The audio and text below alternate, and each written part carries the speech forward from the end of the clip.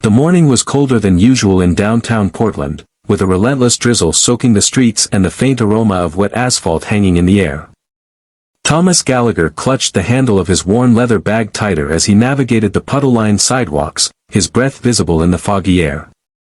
As a single dad, every morning carried the weight of responsibility heavier than most could imagine. His 9-year-old son, Jacob, had just started 3rd grade, and Thomas's job as a night shift janitor barely covered rent, groceries, and the little extras that made life feel normal. That morning, his hands trembled slightly, not from the cold, but from the harsh reality that he had only one small cup of coffee left, the one tiny indulgence he allowed himself after sleepless nights, trying to stretch every cent until payday. Then he saw her. A woman sitting on the curb in front of the struggling gas station, drenched, hair plastered to her face, and eyes wide with worry. Her coat was threadbare, and she clutched a crumpled folder in her lap, as if it contained everything she owned. Something in her despair struck Thomas harder than the biting wind. He hesitated only a heartbeat before walking up to her, the coffee trembling in his hand, the warmth almost symbolic against the cold reality surrounding them both. He handed it to her, muttering something about hoping it helped. She looked up, stunned, then smiled faintly, a mixture of relief and disbelief lighting her features. If this story touches your heart, don't forget to like, comment, share, and subscribe to the channel if you believe in kindness and second chances. Thomas turned away, shivering now not from the cold, but from the sudden pang of hunger for the caffeine he had sacrificed. His stomach growled as he trudged to work, thinking about Jacob's brown eyes and the half-empty fridge at home. Days like these were exhausting, a delicate dance between survival and hope, but giving the coffee had made his heart feel strangely lighter, even though the rest of his body ached from the sacrifice. He spent the day sweeping empty hallways, polishing floors that reflected fluorescent lights like a distorted mirror of his own fatigue, wondering if he had done the right thing. That evening, Thomas returned home to the quiet hum of their small apartment.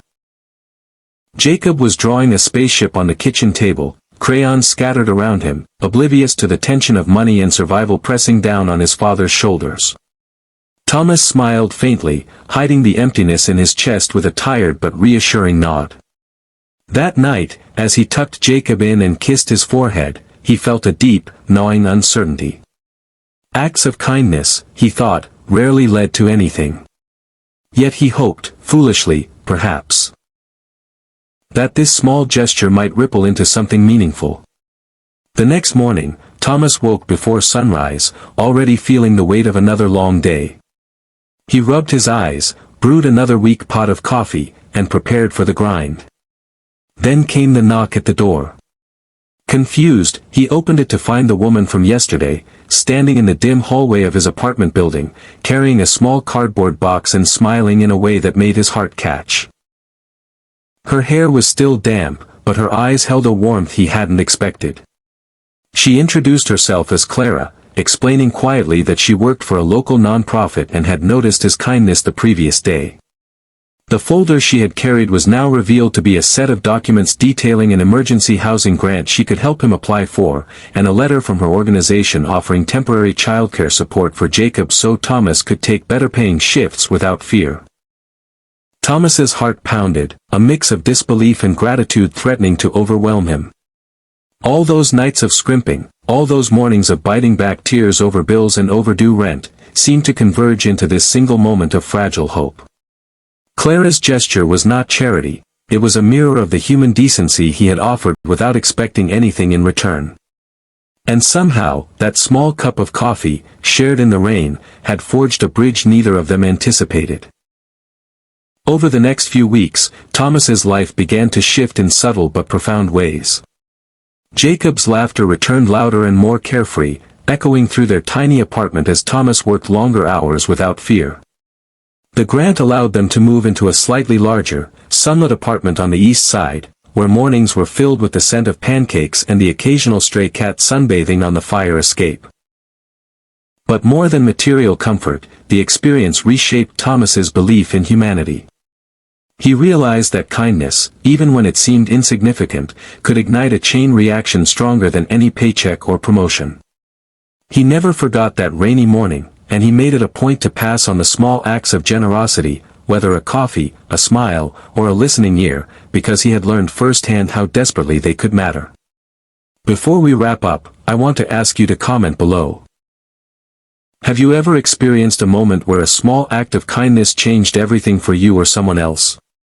Months later, Thomas and Jacob often spotted Clara around town, sometimes with other families, sometimes helping strangers just as she had helped them.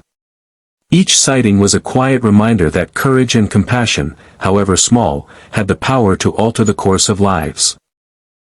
That little cup of coffee, once thought so trivial, became a symbol of faith, resilience, and the unexpected beauty in giving. And though Thomas continued to face struggles, like all single parents do, he now carried a deeper certainty that human connection, empathy, and selfless love were far more potent than any hardship could ever diminish. If this story touched your heart, please engage with this video by liking, sharing, and commenting, because the world always needs reminders that kindness matters.